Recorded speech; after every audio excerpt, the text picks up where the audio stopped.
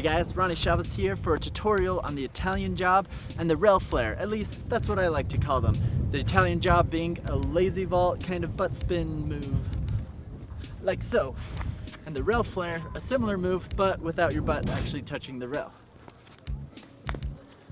So let's get started. All right, so we're gonna start out with the Italian job, or the lazy vault spin, butt spin, because it's just a simpler move to learn. But before that, I want you to check out my lazy vault tutorial if you haven't learned that trick, because that's the first setup to it. But otherwise, if you already know that trick, then keep watching this video and let's do it. So you're gonna have the same exact setup as a lazy vault. You're gonna come up to a handrail. Generally handrails work well for this trick because they're slick enough for your pants to roll over it nice and smooth.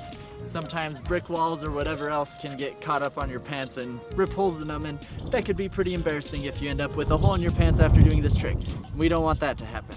So find your handrail, choose which side you want to learn it on, but I recommend learning it on both sides. I'm going to start with my left hand here with the rail on my left side, and going into it just like a lazy vault, I'm going to kick my close leg to the rail, which is my left leg. Okay, so there's the lazy vault. We're going to do the exact same setup, but instead of going over the bar, we're actually going to be going centered onto the bar, so that as I come up with the lazy vault, I can land in a sitting position like this, and my momentum is going to carry me this way to kick my legs back over on this side. So I'm going to kick my leg, and I want you to start this out slowly, just like I did there. You're going to kick your leg over, kick this leg over into a sitting position. Make sure you're not leaning back here, because if you're leaning back too much, then you can flip back and your feet are on this side, so you might not be able to catch yourself. So you get in this sitting position and just practice getting into that spot there. Okay? After you've gotten comfortable with that, you want to make sure you plant your other hand down when you get into the sitting position for control. So after you get into the sitting position and you start feeling comfortable with it, the next step is also a simple step. You're going to start in the sitting position and you're going to kick your left leg over, following your right leg. Just practice that motion there. And just practice making it smooth and clean, and maybe even try and pop off of it a little bit by kind of doing a bounce with your legs. And you can push with your hands to give you a little bit of extra push too. So once you have those two moves down, it's just connecting them together. So we go into the sitting position and then kick our legs around and finish it off. So doing the other way on your right hand, be the same thing. You're kicking your right leg, sitting, kicking your right leg back over.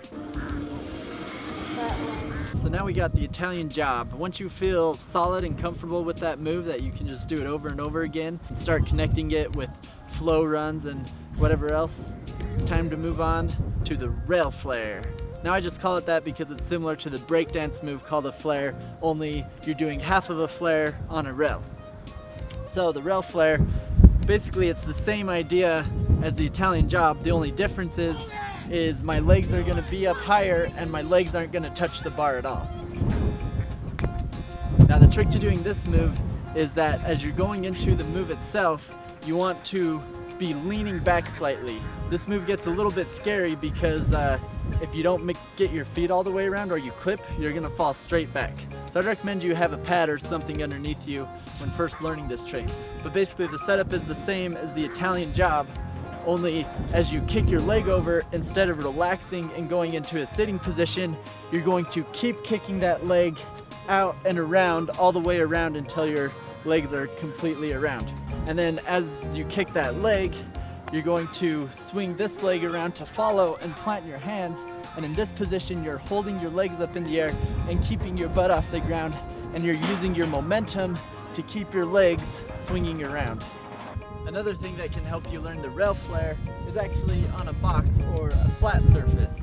So in that case, I would just call it an obstacle flare, because it's not a rail. I don't know, call it whatever you want. It's going to be a little bit safer because you won't risk clipping your feet as much as you would on a handrail. So basically you're going to start out with the same thing, but go into a sitting position on top of the platform.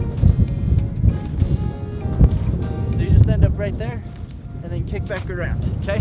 Now we're gonna try and connect it together like so.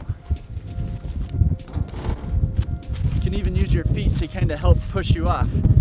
And now from here, it's just a matter of whipping yourself all the way around and lifting your body off the obstacle. And remember, you also want to be leaning back just slightly so that you come back down on the same side. If you're too far forward, then your feet will clip and you won't make your legs all the way around.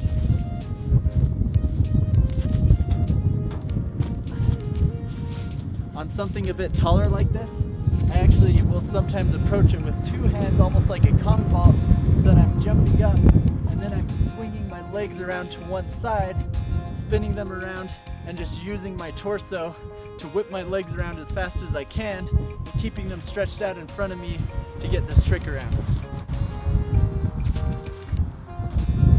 You want to make sure you get it around fast, because if you go slow with this trick, then you're probably going to clip your feet or get caught up in your arms, like just what happened to me. You okay? Yeah. So make sure you practice this trick safely and just have fun with it. But otherwise, be sure to subscribe for more tutorials. Thanks for watching.